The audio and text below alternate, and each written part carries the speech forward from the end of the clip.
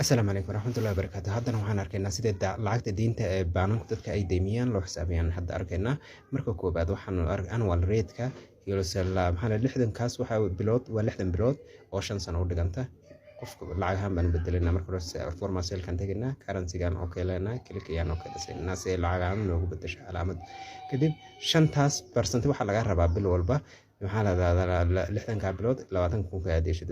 Waxaan equal to BMT yaan leenahay kadib rate-ka naga rabo bish sanadka ayaan leenahay 12 bilood maan qaybinaa kooma ayaan leenahay kooma markaan siinay kadib payment-iga inta maxallada bilood ayna naga rabo 60 bilood ama 5 sano ayaan click leenahay kadib waxaan lacagta aan deensanaan okay leenahay ku dhufanana click leenahay inta ayaan leenahay inta markaan leenahay kadib 377 iyo 42 senti iyo bil walba naga rabaa bay ka dhigan tahay saas iyo bishii ku bixinayna ka dhigantay aad iyo aad baad u mahadsantihiin si aad noogu xirnaataan mar walba flow soo dhaha kadib aad iyo aad baan idinka mahadcelinayaa nalana socdo.